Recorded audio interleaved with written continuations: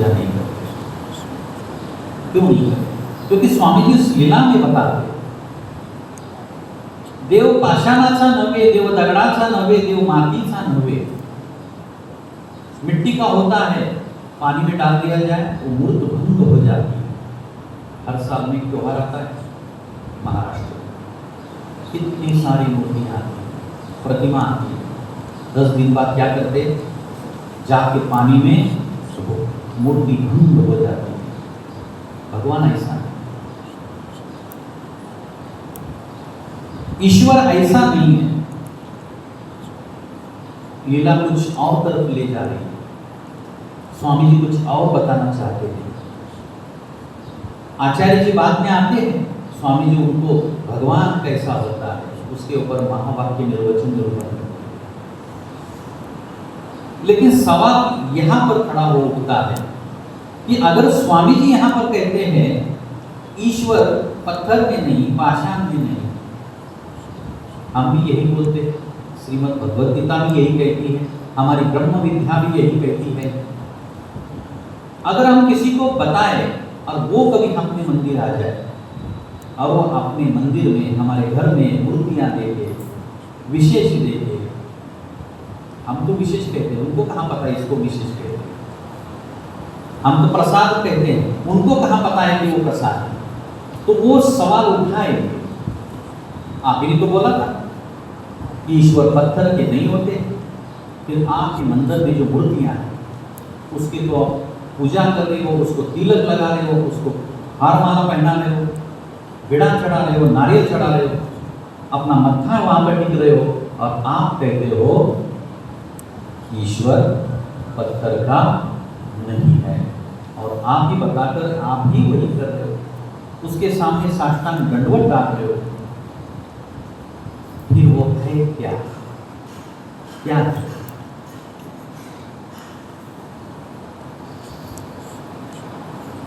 इसलिए हमारे पूर्वजों ने ना एक नाम देकर रखा है, नाम है प्रसाद सेवा। क्या नाम है? प्रसाद सेवा। ईश्वर नहीं है उसमें, बात सही है, बिल्कुल सही है। ईश्वर तो माया मूर्ति में होते हैं, जैसे इंसान होता है, ईश्वर का स्वरूप भी मनुष्य में आता है। मनुष्य देह धारण करते हैं, मनुष्य वेशधारी होती, माया वेशधारी होती, माया पूर्वधारी होती, ईश्वर वहां है। चालता बोलता देव, उद्धरण के वचन में बताते हैं, परागिरा करून आपले अस्तित्व साधे। ये सृष्टि मध्ये परमेश्वर एक बोलीचे, तो ये माया मूर्ती अंक से ऐसे सिद्ध केले, यथा निक्षेपाचा संदेह होता तो येत असे ऐसे। बड़ा सुंदर उदाहरण दिला है। ईश्वर कहाँ है? किसी के पिताजी होते हैं, पुराना समय है, पुराने जमाने में जो धन होता था उस समय बैंक नहीं होती, आजकल बैंक बहुत हो गई, तो वहाँ एक ही बैंक होती थी, एक ही बैंक। 1000 साल पहले, 2000 साल पहले, 5000 साल पहले एक ही बैंक तब से चली आई। उस बैंक का नाम पता है?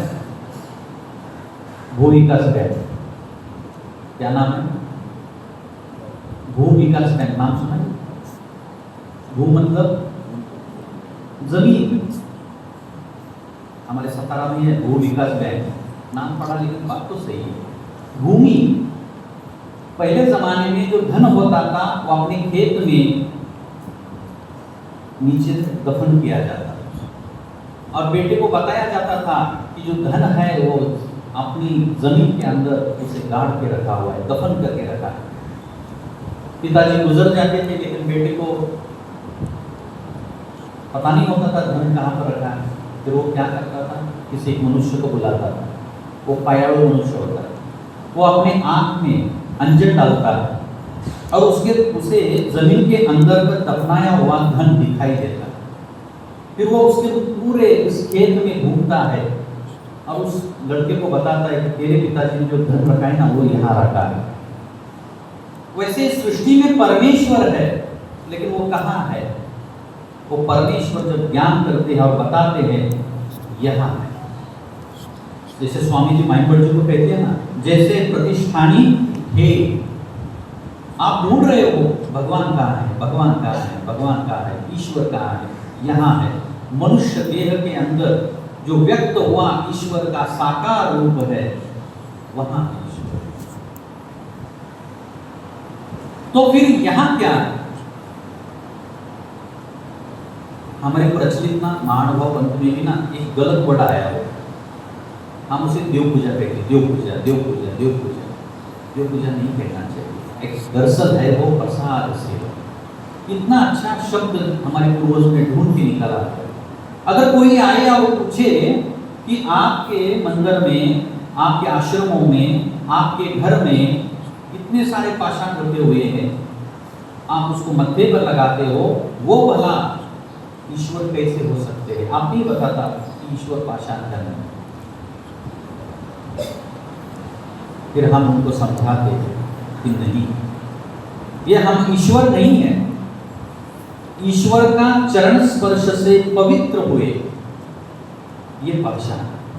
हम उसी के ऊपर अपना मत्था रखते हैं जिसे साकार ईश्वर मूर्ति का चरण स्पर्श हुआ। महाराष्ट्र में एक संत होकर गए, संत तुकाराम, वो कहते हैं अवचटे लागती चरण पवित्र होती पाषाण। ईश्वर के चरण स्पर्श जहां हुए हैं, चाहे वो पाषाण हो, कपड़ा हो, दीवार हो, धातु हो, काष्ठ हो, लोह हो, वो सब पवित्र है, वो सब पवित्र है। और जो स्पर्शित वस्तु हुई है उसे प्रसाद सेवा है, वो है प्रसाद। महात्मा गांधी की लाठी आज भी साबरमती के आश्रम में, गुजरात। लाठी का मूल्य क्या होता है? बाजार में खरीदा जाए कितना होता है? 50 रुपया, 100 रुपया, 200 रुपया, 400 रुपया।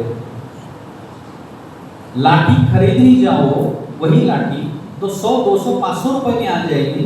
लेकिन वही लाठी जिन्होंने हाथ में पकड़ी है, महात्मा गांधी, उनकी लाठी का अगर यहाँ पर लिलाव किया जाए, ऑप्शन रखा जाए, तो क्या होता है? कितने में बिकेगी?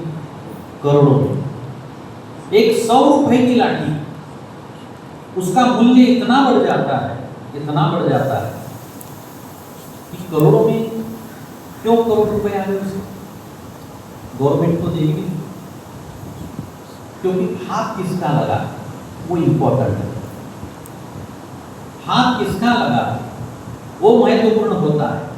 कोई भी दुनिया का बड़ा खिलाड़ी होता है, सचिन तेंदुलकर हो, विराट कोहली हो, बैट से खेलते हैं, वही बैट बाजार में खरीदो जाए तो 2000, 4000 में, लेकिन उसका लिलाव किया जाए जिससे उन्होंने सेंचुरी लगाया, उसका मूल्य बढ़ जाता है। हाथ किसका लगा ये महत्वपूर्ण है। हाथ तो हमारे भी लगते हैं, मनुष्य के भी लगते हैं, लेकिन उसे कोई नहीं पूछता। लेकिन कोई ऐसा विभूति और उसका अगर हाथ लग जाए, चलो ये तो सारे सामान्य जीव है, अगर सामान्य जीव के स्पर्श से उसका मोल बढ़ जाता है, तो जिसने ये दुनिया रचाई है, जो इस दुनिया का मालिक है, भला उसका मोल हम कर सकते हैं? नहीं कर सकते। इसलिए उसे विशेष कहते हैं।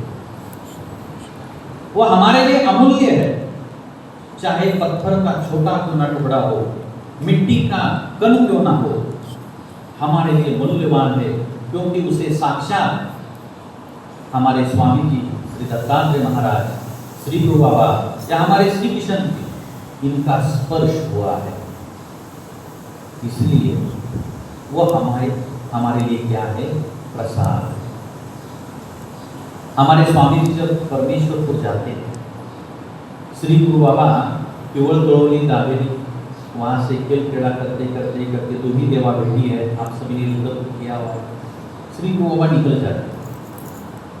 हमारे स्वामी जी नीचे मिट्टी में बैठ जाते हैं, जिस मिट्टी पर श्री गुरु बाबा के श्री चरण के निशान लगे हो, वो मिट्टी वो रज वहां से उठाते अपने माथे पर लगाते।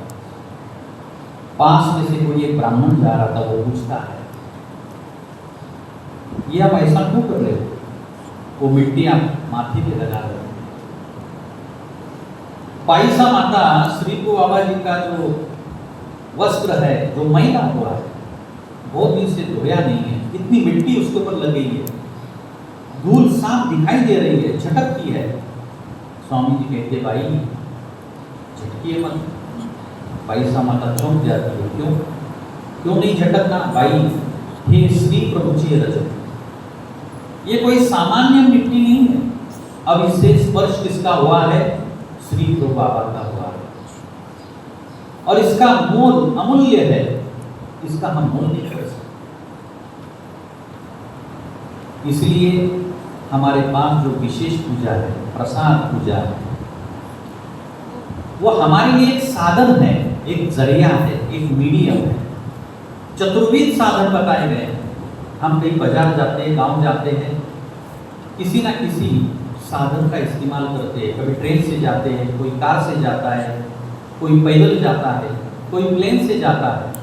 ईश्वर के पास पहुंचने के लिए हमारे पास भी 4 साधन उपलब्ध है। जैसे आप सवारी करके जाते हैं, कभी ट्रेन से जाते हैं, ट्रेन की सवारी करते हैं, कभी बस की सवारी करते हैं। तो ईश्वर के पास पहुंचने के लिए जो पहुंचाने वाले हमारे जो मीडियम है, जो साधन है, वो चतुर्विध साधन, स्थान, प्रसाद, भिक्षु और वासन। और उसमें से जो एक महत्तम जो साधन है, उसका नाम है प्रसाद सेवा। बहुत महत्वपूर्ण है, बहुत महत्वपूर्ण। हमारे स्वामी जी को सवाल पूछा गया कि जी आप तो जा रहे हो, हमें छोड़कर, महाराष्ट्र छोड़कर जा रहे हो, हमारी रक्षा कैसे होगी? हम अपने धर्म का रक्षण कैसे करेंगे? हम इसका अनुपालन कैसे करेंगे? विघ्न तो हजारों आएंगे। आप थे तो हमें कोई चिंता नहीं। स्वामी जी बता दिए जाते हैं। एक सूत्र जो है सूत्रपाठ का बहुत महत्वपूर्ण है, जो इस सूत्रपाठ के महिमा, इस प्रसाद सेवा के महिमा को प्रकट करता है। स्वामी जी कहते हैं चिंता ना करो, हे असे तैयार रक्षण। क्या बोला है स्वामी जी ने? हे असे तैयार रक्षण। प्रसाद सेवे तो काई हुए। प्रसाद सेवा वंदन करने से, नमस्कार करने से क्या होता है? हे असे तैयार रक्षण। स्वामी जी कहते जो इसे वंदन करेगा, इसकी सेवा करेगा और हमें याद करेगा, हमारी लीलाओं को याद करेगा, उसी का रक्षण होगा। उसी का क्या होगा? ऐसा ही प्रसाद सेवा प्रकरण हम शुरू करने जा रहे हैं। हमारे पूर्वजों ने अलग अलग प्रकार की प्रसाद सेवाएं हमारे लिए, उसका ज्ञान विस्तृत रूप में लिखा हुआ है। हम विशेष वंदन करते हैं, मत्था टेकते हैं, दंडोत डालते हैं। वो करने से क्या लाभ होता है? क्यों करना चाहिए? क्या होगा, क्या मिलेगा? इस सब का ज्ञान हमें आगे जाकर उस प्रकरण में देखना है। साथ ही साथ केवल विशेष को ही प्रसाद कहना है नहीं, और भी कुछ ऐसी चीजें हैं जिसे भी हमें प्रसाद कहना है। वो कौन सी चीजें हैं? वो